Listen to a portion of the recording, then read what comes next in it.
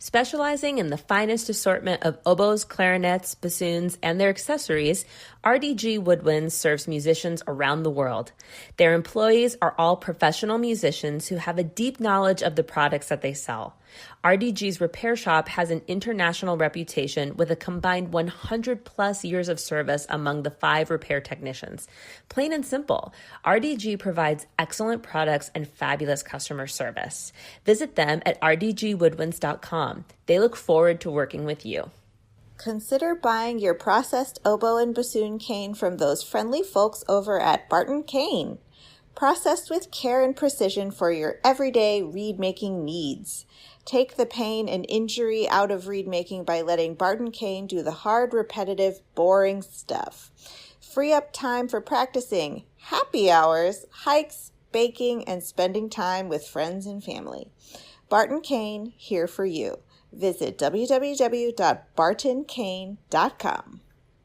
Hi, I'm Galit Kaunitz. And I'm Jackie Wilson, and you're listening to Double Reed Dish, a podcast for oboists, bassoonists, and the people who love them.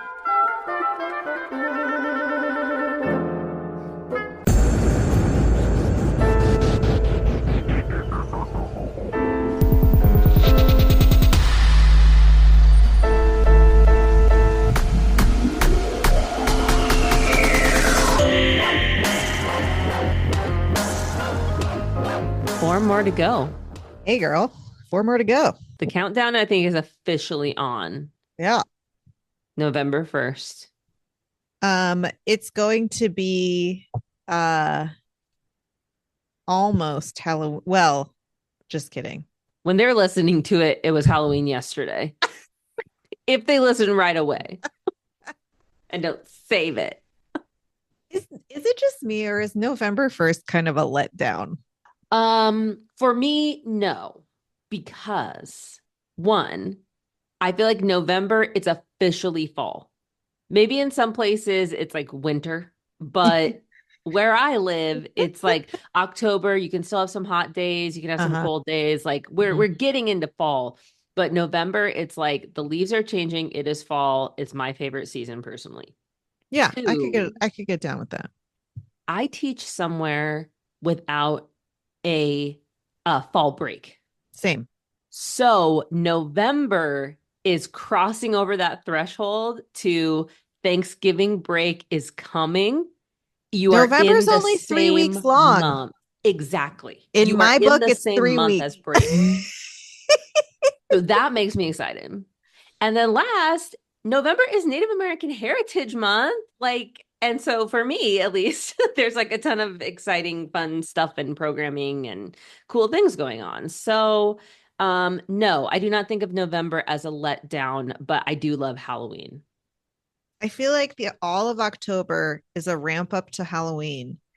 And then Halloween happens. It's like we go from like creepy Halloween stuff to gratitude November stuff. And my dark, poor, sad, angry heart loves the like creepy stuff. It's too much of a left turn to all of a sudden be thankful. Yes. Well, you have like 3 weeks to get ready to be thankful. So. I want to stay scary for a while longer. Well, you can. I'll allow it. Well, if you say I can, then I can. And that's a good point because I love Halloween. And my husband, Chris, and I have kind of this tradition of watching scary movies on Halloween. And he's going to be out of town. And so we are moving it to November 2nd. And I was like, hey, I can just go out on November 1st and buy all the clearance Halloween candy. Yes. The day after. Yes. So there you go. We're staying in Halloween mode for a couple days after the 31st for you. Just for you. Thank you. I appreciate it. Thank you for keeping me in mind and considering my preferences in your life. So what else do you have? I mean, we're in November now, which means we are looking at this semester wrapping up. You and I are both on the same academic calendar, which means when we come back from Thanksgiving break, there is 1 week of the semester. We come back to dead week. So how is your semester wrapping up and what do you still have left on your plate this year? It is wrapping up beautifully.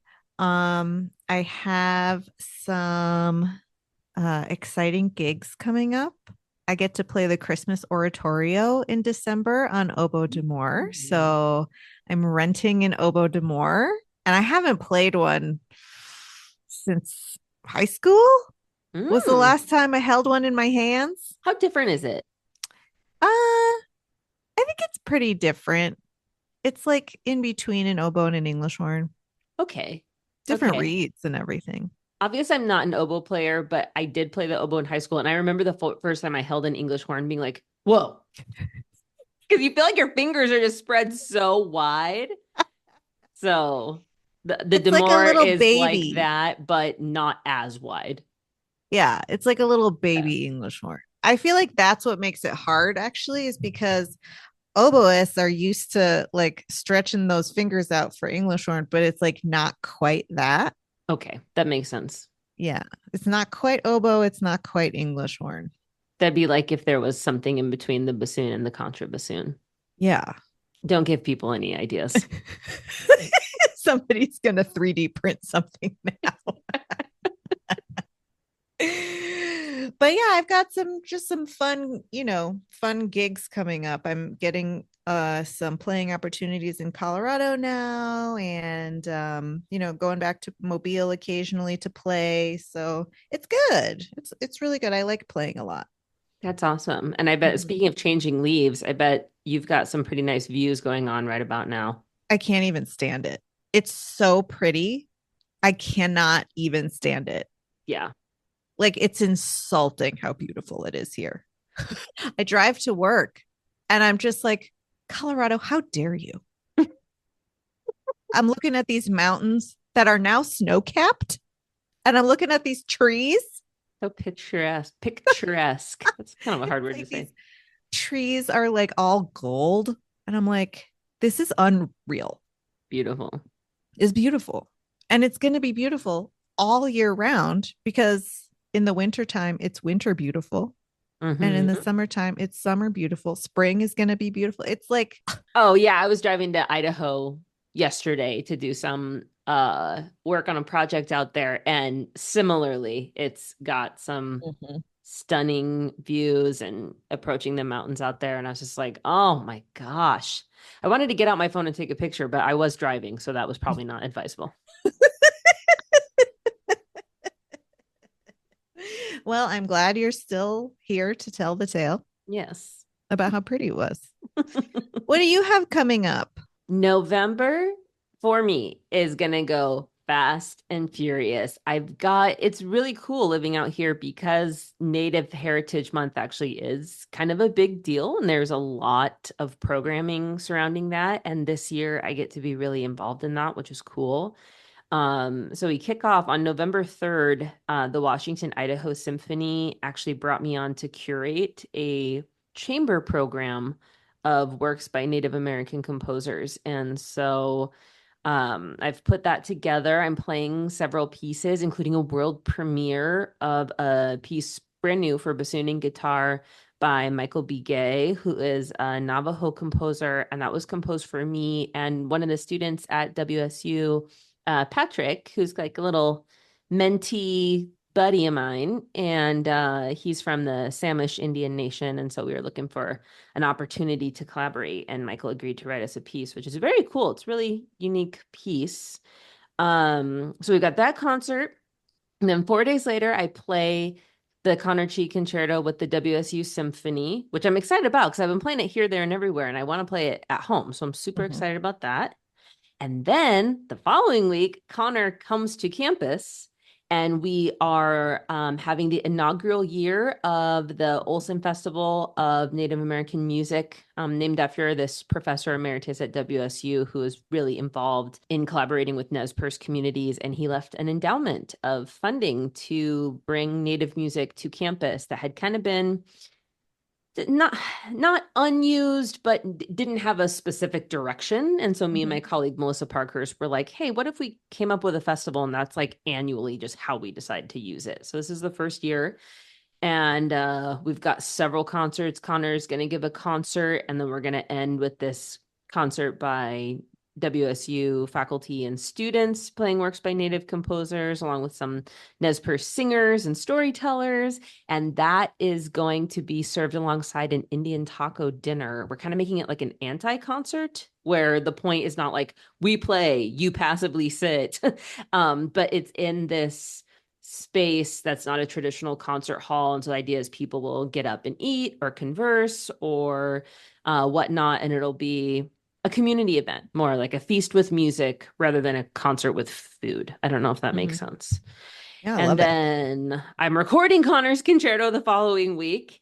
And then it's Thanksgiving break, and Chris and I have a little trip planned, and I'm running away and having a breaky break. But it's cool because I'm like so excited about everything going on. And it'll also make the month go fast and get to break really fast. I'm hoping. Oh, that's wonderful. That's a lot. It's a lot. It's a lot. And I'm playing Connor's piece like all the time, which makes me happy because I love Connor's music and I'm happy to play it all the time. It's awesome.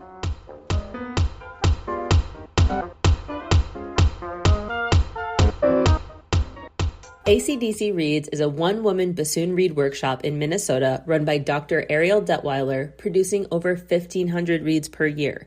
Selling beginner bassoon reeds, advanced bassoon reeds, and contrabassoon reeds, AC/DC Reads are hailed by customers for their even intonation, ease of response in all registers, warm tone quality, and strong low register. Every reed is made from tube cane processed in-house to Ariel's specifications using Rigati or Lavaro cane and a Rieger 1A shape.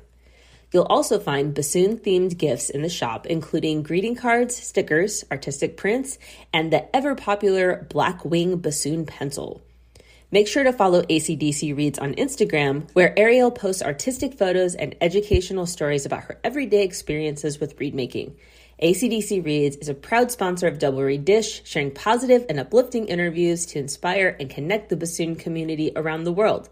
Find AC/DC Reads at www.acdcreads.com or at retailers like Chemical City Double Reeds, Midwest Musical Imports, or Reed Supplies Canada. Try out AC/DC Reads today and let the reed do the work. Chemical City Double Reeds is a full-service double reed shop specializing in the sale of instruments, cane, accessories, and sheet music.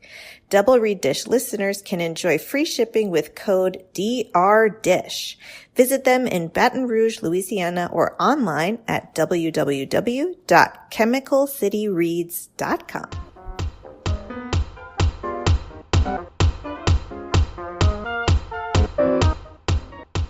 We are thrilled to welcome to the podcast Elise Wagner, second bassoon with the Houston Symphony and a bassoon teacher at the University of Houston. Welcome, Elise. Thank you so much. Thank you for having me. We love to start by asking our guests how they came to play their instruments. So can you tell us your origin story with the bassoon? Sure. I come from a very musical family. Everyone played an instrument. I thought, funny enough, for this podcast, I really thought I was going to play the oboe. My mom was an elementary music school teacher who also started bassoons, oboes, and saxophones. So she brought me home an oboe, and this was like, fourth, fifth grade. And the night of the trial, when you could try all the instruments, it was the first time I actually tried a bassoon, even though my Aunt Nancy Goris plays bassoon. She just retired, but I knew what the bassoon was, but I was like, I didn't want to play it. But anyway, I sat down, I was in a gym sitting right underneath a basketball hoop, and I played a low E. So, the pancake key, one low E, and that was it. So I totally changed. I'm happy with my decision.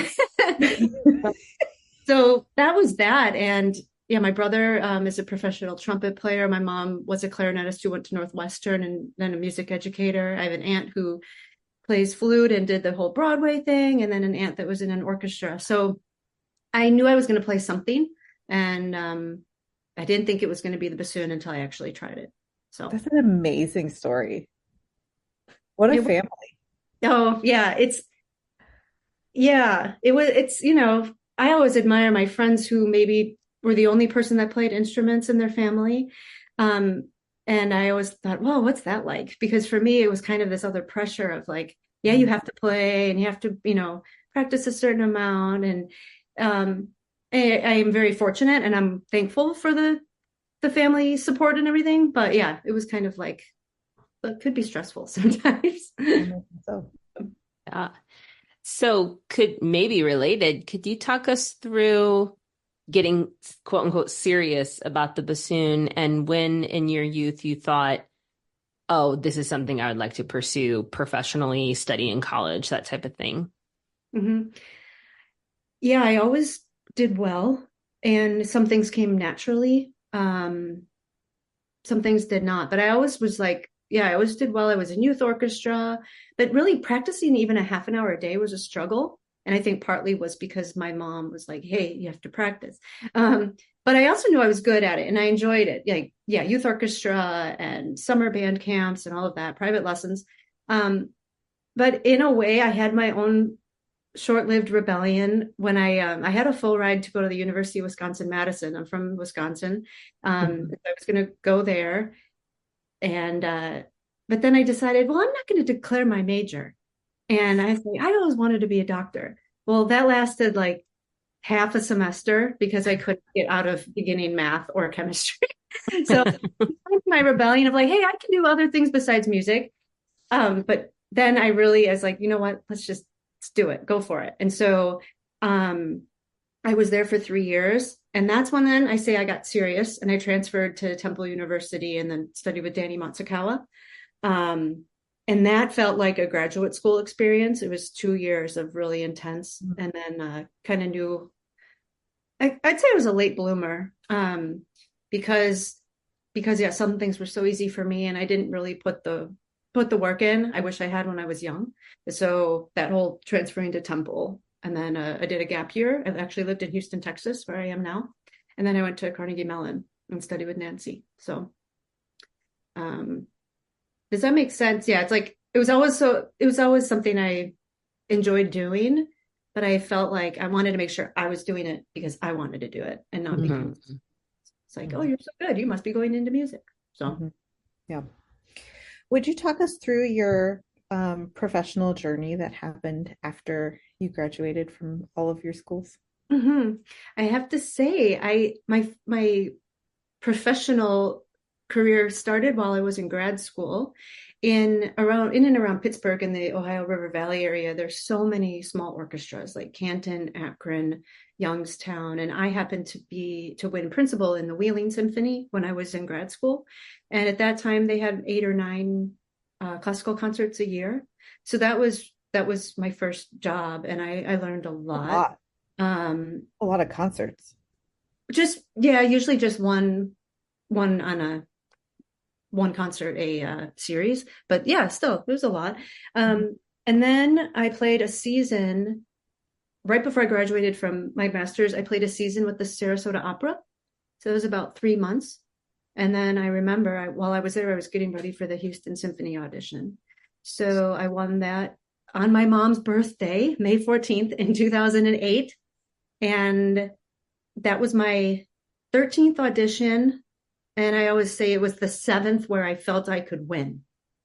Wasn't scared of what was going to be asked. So definitely there were some auditions in the beginning where I felt it was just to get experience and learn things. And but yeah, I had a good 7 good ones kind of in a row. And I have been here ever since. I love playing second bassoon. I didn't always know, but I knew very early that I was kind of good at it and I enjoyed it. And I took a couple principal auditions, but yeah, I was really excited about the second bassoon auditions. I am starting my 17th season, I believe. It's flown by, which means that's a good thing. It doesn't feel like work. Today was the first day back after the summer.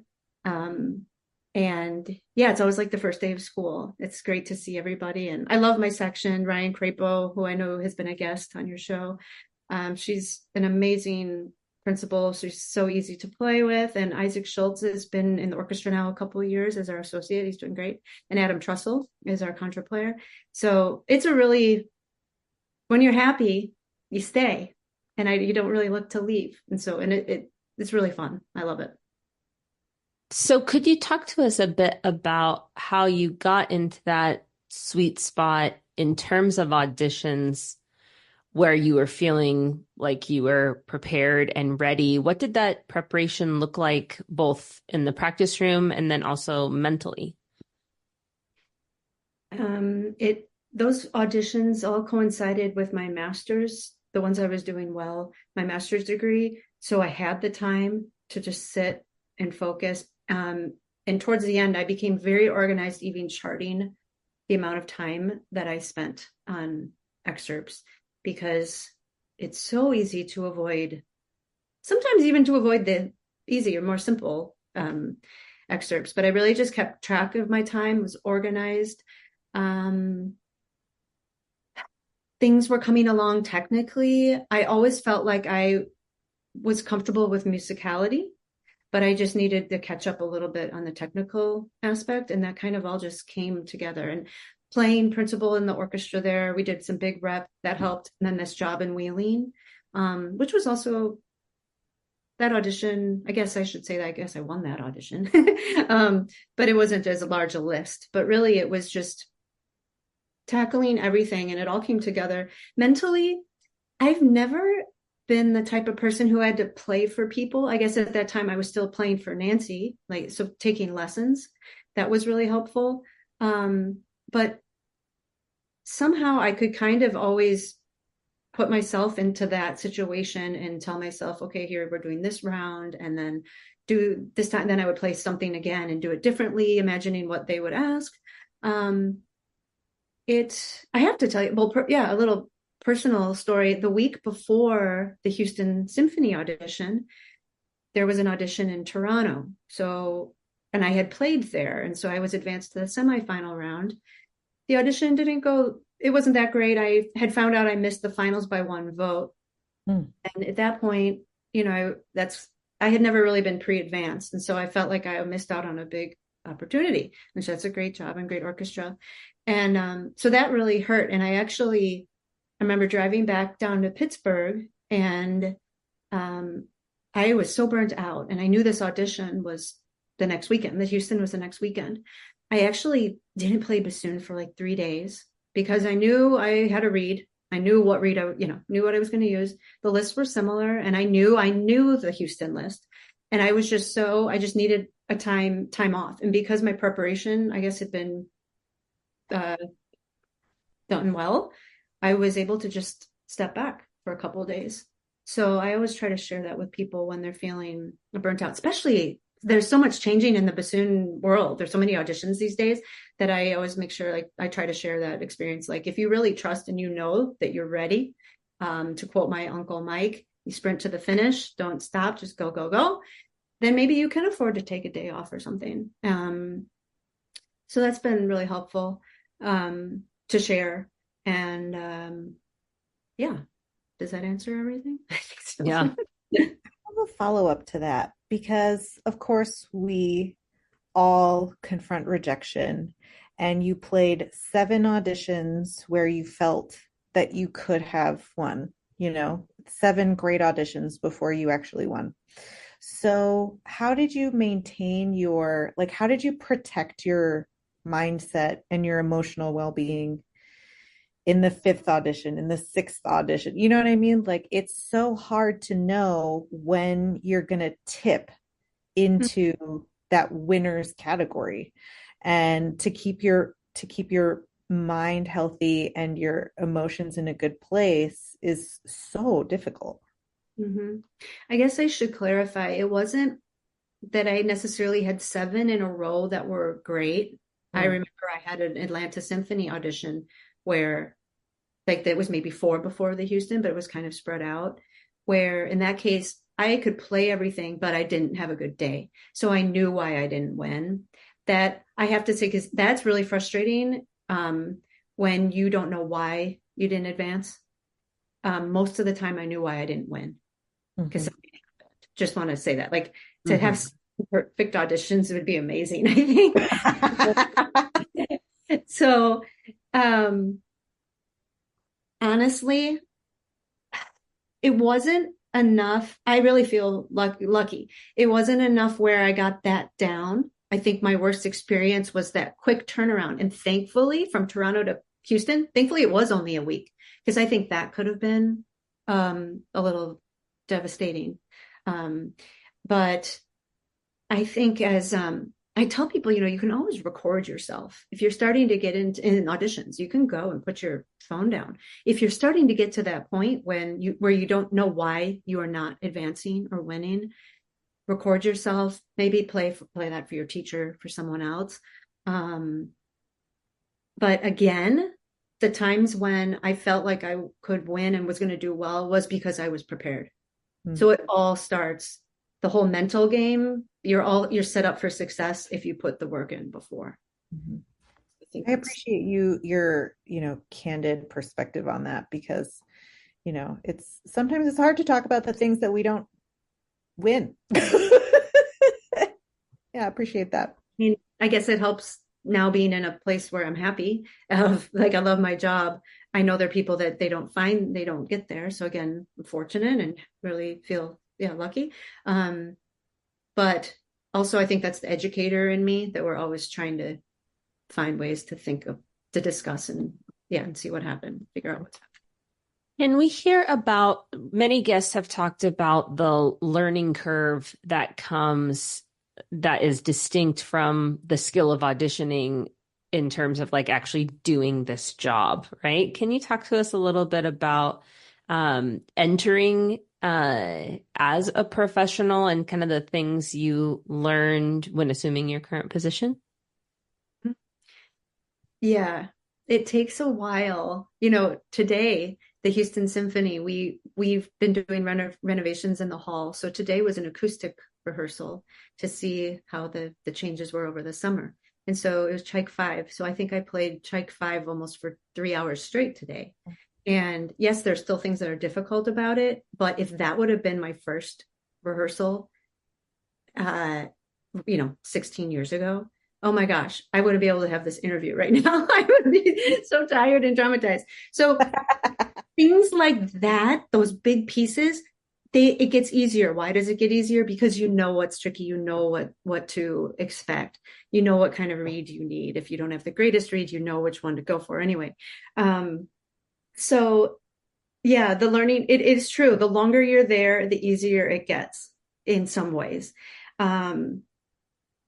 I have to say my experiences in college and the summer festivals, the summer before I won Houston, I was in the conducting orchestra, ACA, in Aspen. And that felt like a job. You were going through a ton of rep, different conductors, student conductors. So they weren't always that easy to follow, but that happens in the real world. So those experiences, I felt like I had good training. And then, especially being second bassoon, you have so many responsibilities of who to listen to, when to go with what, when to hold your own. And so that, I don't think it took me, we're never done learning, right? I'm always learning. But there's some things that I guess I just knew the skills to be a second player, that in that regard, it was easy. But still, there are discussions that have to be had now. Like, oh, who are you listening? Ryan, who are you listening to? Oh, okay. Yeah, let's go. We figure out where to go. What is tricky even now, knowing when to go with the conductor, when not to go with the conductor. And I feel as a younger musician, or even a new member to a group, it takes a minute to figure out, oh, who's watching? Wait, no one's watching, so I'm not going to watch, and this summer I was asked to go on the Pittsburgh Symphony tour, and I played with the orchestra before, but not for like 3 weeks in a row. And, a lot of big Mahler 1, Mahler 5, Firebird, etc. And I've played those pieces quite a bit. But that group is an amazing group that, they have their way. And so that I felt like I had about like a 3-day with each piece, maybe like not 3 days, but 3 rehearsals where I had to figure out, like, okay, who are we listening to? That kind of thing. But because of my experience, it was okay. There's so much that goes into being in an orchestra outside of just playing your instrument. You have to be a good colleague. You don't have to be friends with everyone, but you need to be, approachable. It's, there's the whole tenure process, but let's say, let's say you get tenure, then it's just really making sure you, like what I love about my group, not my group, the section in the orchestra is that in the woodwind section in particular, we all are very open and we talk about things, and like eager to try. That's not always the case. But that's also something like learning curve. Like if you're just coming into an orchestra, you kind of have to navigate those waters of like, oh, how do I handle this? I'd love to hear more about this summer opportunity. Tell us more about like the circumstances and the story and how it came about. Well, thankfully everyone is okay, but one of the members had wasn't able to go kind of last minute on tour. And so I was up at the Chautauqua Festival, which is about 2.5 hours north, in Chautauqua, New York. And I got a call from Nancy because Nancy's replacement in Pittsburgh hasn't been hired yet. And so Nancy played the tour. Nancy called and says, Elise, what are you doing? Can you come on tour? I was like, okay. I had to move some things around a little bit. But then I drove down that night and started rehearsals. There was a week of rehearsals, and then we were in Europe from August 18th to September 10th. So I got back not that long ago. It was exciting. The summer was short, let's say that, because in Houston Symphony, we do have a summer season, even though it's like 100 degrees out. We go until kind of like the end of July. Some serious repertoire and then some fun things. And then I also teach at the Texas Music Festival, which takes place at the University of Houston. Then I played a week in Steamboat Springs, chamber version of Beethoven 3. And then I was supposed to do 4 weeks at Chautauqua, and I did 3 and then went on tour with Pittsburgh. So it's been interesting. I didn't know how I was going to feel about playing all summer, but it kind of feels nice to not be totally out of shape going back to work. But it's just all these opportunities. And it's really, sometimes I'm playing, like when I go to Steamboat, if it's one bassoon on a thing, I'm playing principal. So, and then when chamber music happens at the Texas Music Festival. So it's good opportunity for me to do other things than second bassoon. So it's fun. And playing second bassoon to me always kind of seems like a very unique challenge and skill set. Can we hear kind of your perspective about what makes a great second bassoonist in an orchestral setting, or how you approach your role? I think it's important to want to do it.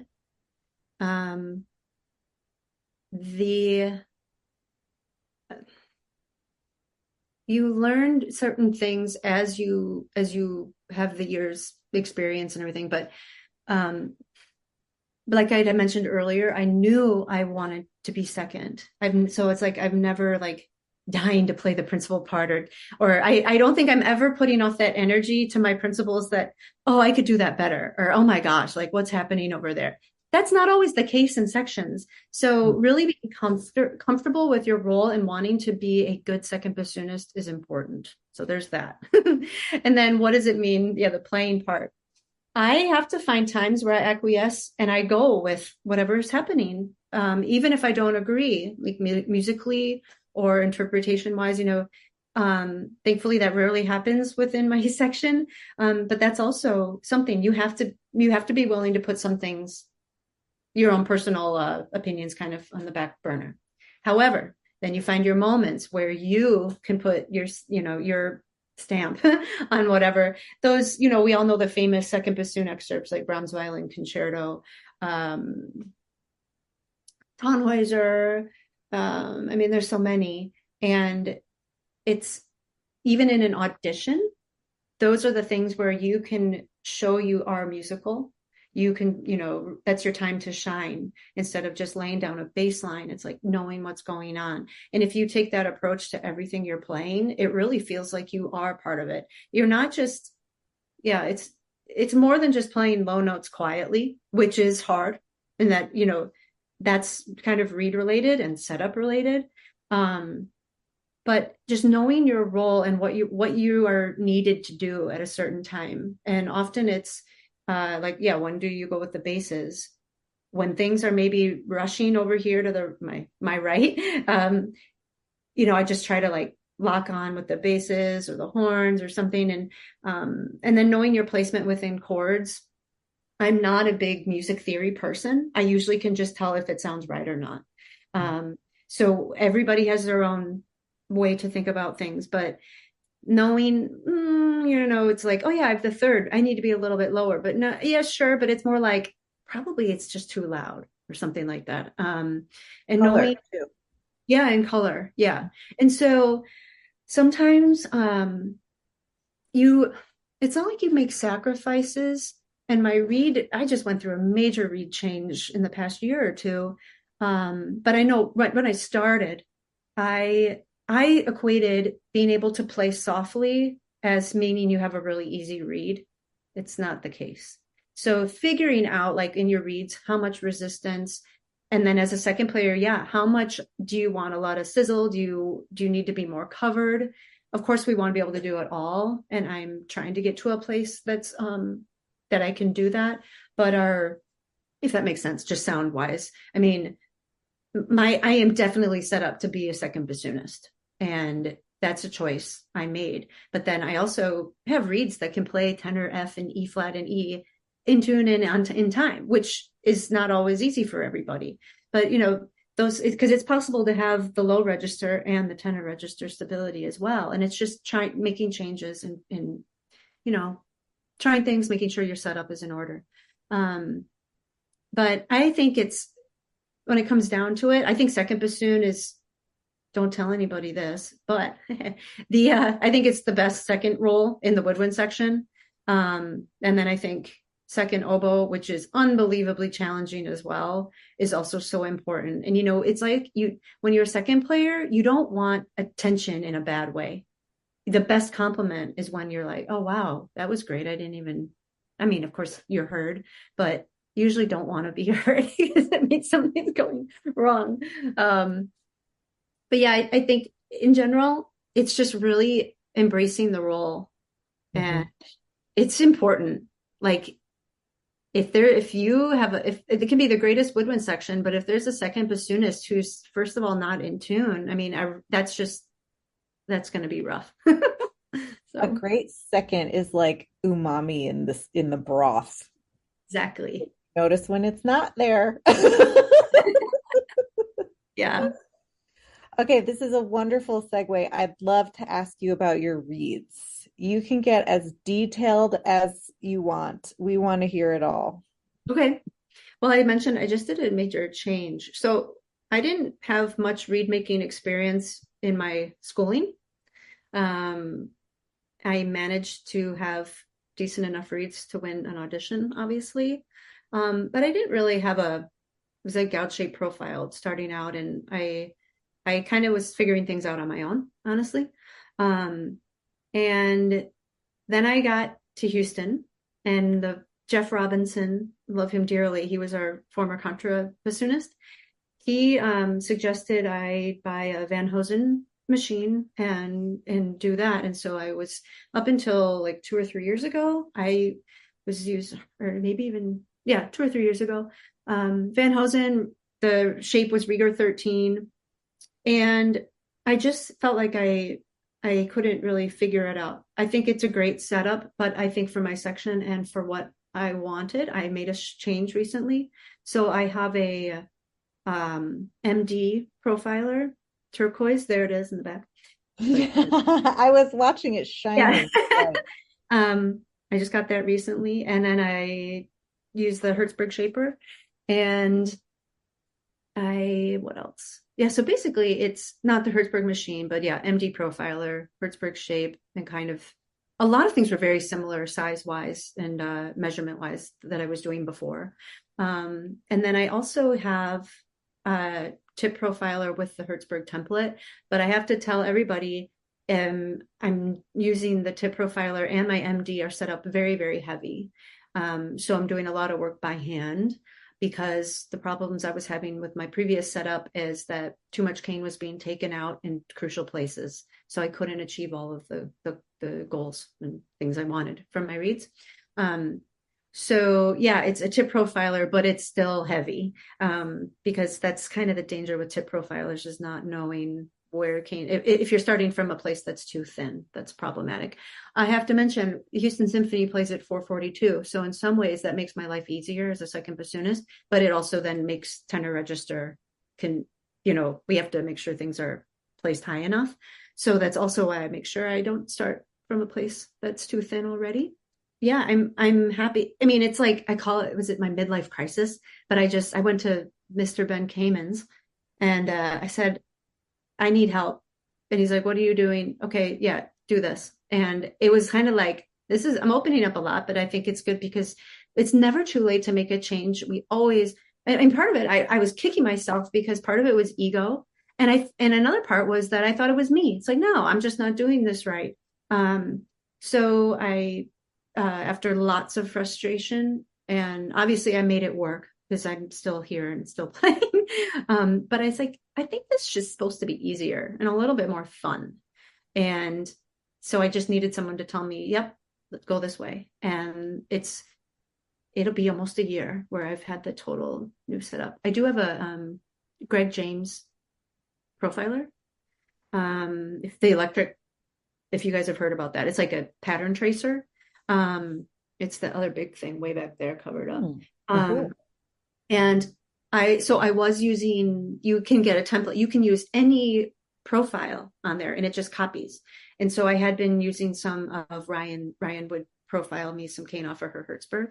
And so I kind of had started making some changes in that regard.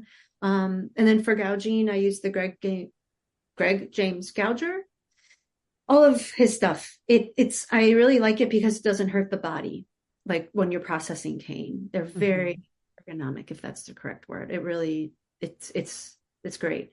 And the MD profiler too, I have to say, is really easy to use. Like it doesn't hurt after. That's really awesome. That's like something that I feel can shorten careers, is just the wear and tear on the body from reed making. Definitely. Yeah.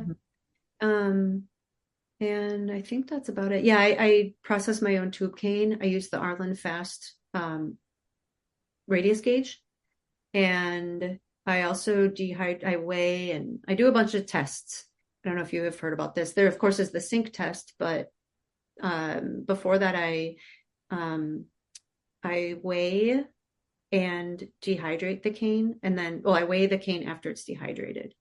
And then the sync test happens. And usually anything that drops like around 6 is usually the best. After 8 hours, I don't use it. I have to say though, sometimes I don't have time to do all of that test. And yeah, you throw away a lot of cane when you're doing these tests, but it saves time in the end. And being a second bassoonist and with the amount of teaching I do, I'm all about trying to save time. However, cane is cane. So sometimes it passes all the tests and it still fails. It's so rude. Keeping on the discussion of gear for just a little bit, could you tell us about the instrument that you play and how it came into your life? I play a Heckel 11,000 series, 11536. I happened to be up at Midwest Musical Imports probably 13 years ago, and I was trying vocals, and Jessica Nelson said, Elise, there's this bassoon here. Do you want to try it? And I said, well, Jessica, I have a bassoon. I said, yeah, of course, I'm going to try it. And I won my audition on a 9,000 series, 9746. And I knew I needed a bigger bassoon. Our hall, it's better now, but Jones Hall is huge and just needed a bigger instrument. And the section at that time, Ryan has a 13 at that time, then everyone else had 11s. And now Isaac and I have 11s and Adam has a new one, like 15 or 16 or who, I don't know, even know now what. But yeah, we all play newer, more modern instruments. So anyway, I tried it and I had Carl Zawicki totally redid it for me. And that was it. I changed right away as soon as I got it back. Um, I also had a 7,000 series when I was in grad school, 7991. And this is a lesson for everyone. Even if you're running late, take a second and look in the back seat of your car. Mine was stolen out of my car. I went to some like music cinema history class and I came back and all of a sudden I turned on my car. I was like, whoa, I need a new muffler. Well, the window had been broken and my bassoon was. However, it was returned to me in like 2012. This is wild. Yeah, and it gets better. Okay. So it's like the beginning of the season and we're playing Mahler 5 and I'm chilling after like the first rehearsal or something. And I get an email to my not my school account, maybe my school account. I can't remember. Hi, Elise. We think we have your bassoon. It's this guy that's in Seattle. He has the name, the store has a really interesting name, like something Eskimo. Do you guys know that? He buys bassoons online and refurbishes them and then sells them. Well, my instrument ended up being on a website for Salvation Army. The tag was wooden instrument needs work. Like that's what the little tag on it said. So I guess the online bidding got up to $11,000 because people were like, that could be a heckle. But the logo, the heckle sign was you couldn't really tell. It was really worn away. So anyway, this guy, I wish I could remember the company because he deserves so much.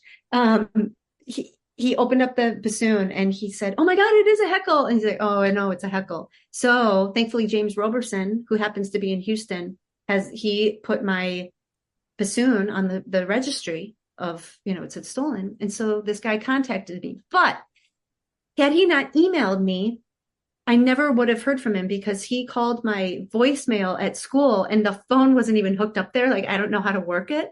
And so thankfully he emailed me, said, "I left you a voicemail, but I don't think you got it, but I think I have your bassoon." God. Wow. I got it back. And then, so it was here at my house. I just moved into this house but now it's been 7 years. And I left for the summer and then Hurricane Harvey hit. So I didn't know if the house was going to flood or anything. And that bassoon was here. As soon as I got home, I sent it back to Pittsburgh where it stayed for like a couple years and then I had it refurbished. And now one of my students plays it. So what a story. Yeah. So I think the 7991 is a she lives. Wow. The survivor. So don't leave your bassoon in your car.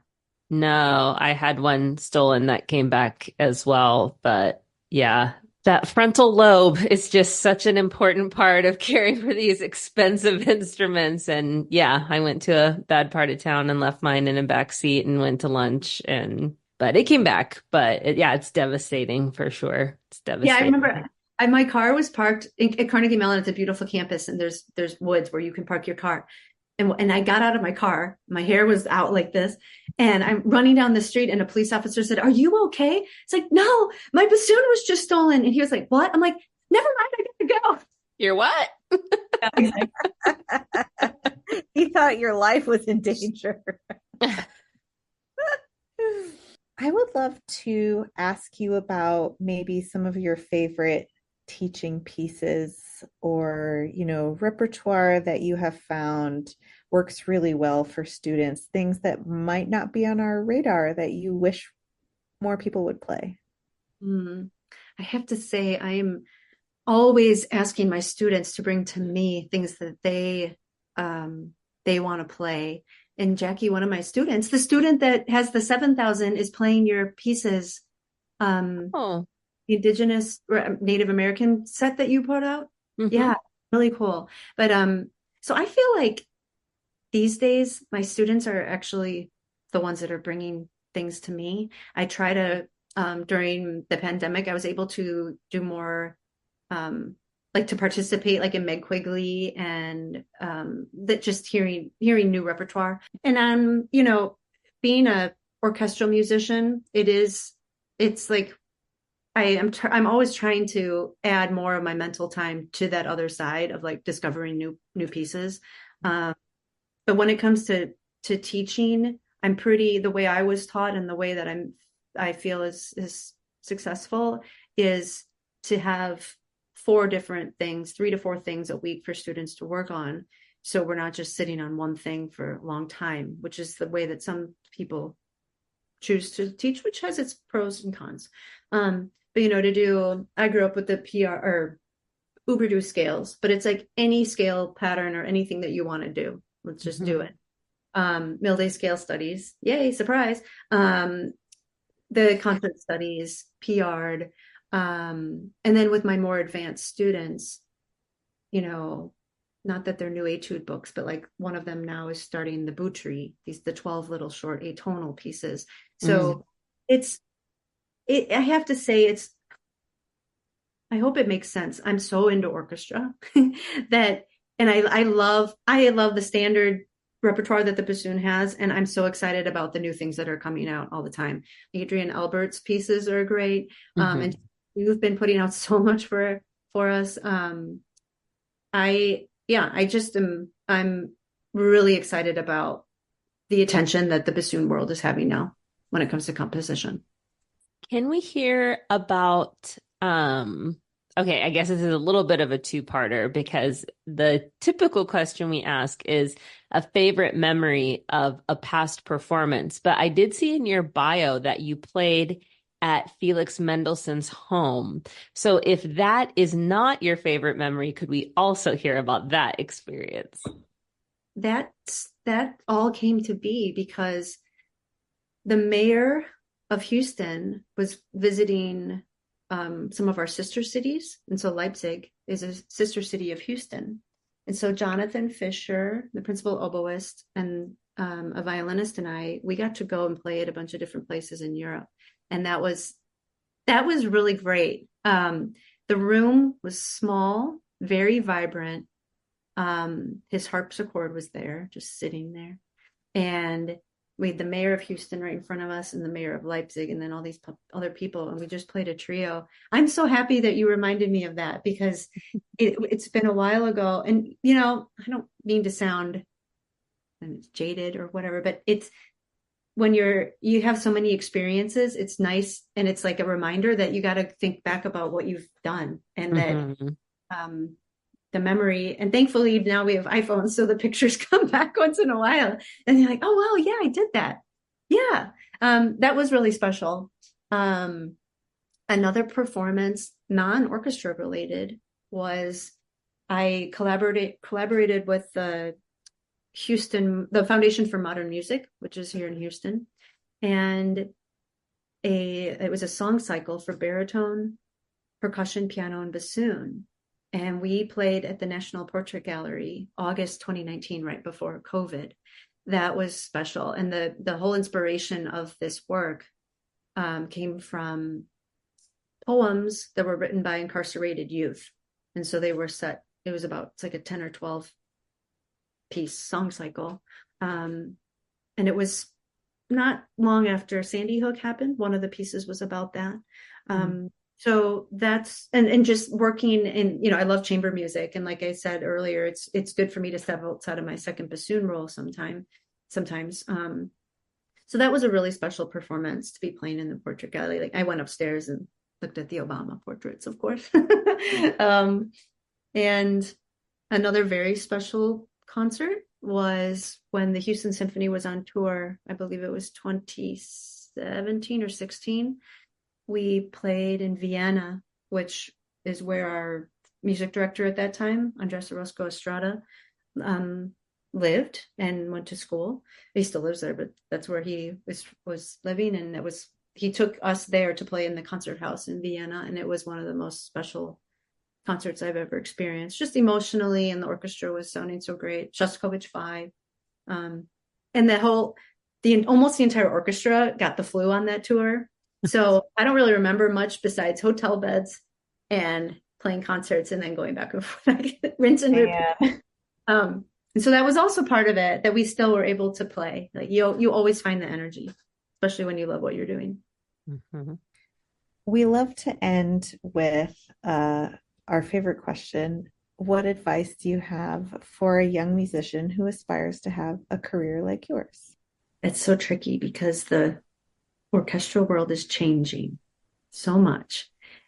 And what I mean is basically funding. Like there are still opportunities, of course. But it's, like I was mentioning before, how there are all those little orchestras in the Ohio River Valley. Those types of organizations are all kind of suffering because funding for the arts, of course, is not what it used to be. That being said, I guess I bring that up because it's really important to know if you want to be in an orchestra, it's important to know how hard it is to get a job. And you can be a fantastic musician, but you might not just have your day on the day you're supposed to have your day, or something happens that is out of your control. And maybe a job is, yeah, maybe just something happens and then you aren't able to start a job. There's so much that happens. So knowing how competitive it is, and knowing that if you really want to go for it, you have to put in the work. And what does work mean? Sure, practicing, taking lessons, blah, blah, blah. But it means listening, go to concerts, play for other people that don't play your instrument. That's my advice for like the college level and maybe out of college. Play for other musicians that don't play your instrument. And also have balance if possible. I personally find balance with exercise and teaching, which it's still bassoon related, but I don't just sit here and like think about orchestra all the time. Find other things to do that give you a moment where you can just kind of shut off the music part, because knowing how hard it is and how much you have to work, you have to be able to take a break. And yeah, don't give up. I'll tell you honestly, my goal, or what I told myself, I knew how hard it was because of my background and my family. Like I knew how hard it was to get an orchestra job. I always wanted to be in an orchestra. I did not want to do the freelance scene in New York City. I didn't want to just be an educator. I'm a teacher now because because I'm a player first, I think. I had a goal, or I had a age in mind of 35, that if I didn't have a big full-time job by then, I was going to do something else. I got my job when I was like 28, so I didn't have to make that decision. But I think being realistic and putting in the work as long as you can is the way to go. And then you'll have no regrets. And in the end, that's what we all want, no regrets. Elise, this has been wonderful. Thank you so much for sharing your perspectives and experiences and wisdom on Double Reed Dish. Thank you so much. You both are fantastic. Thank you for doing the podcast.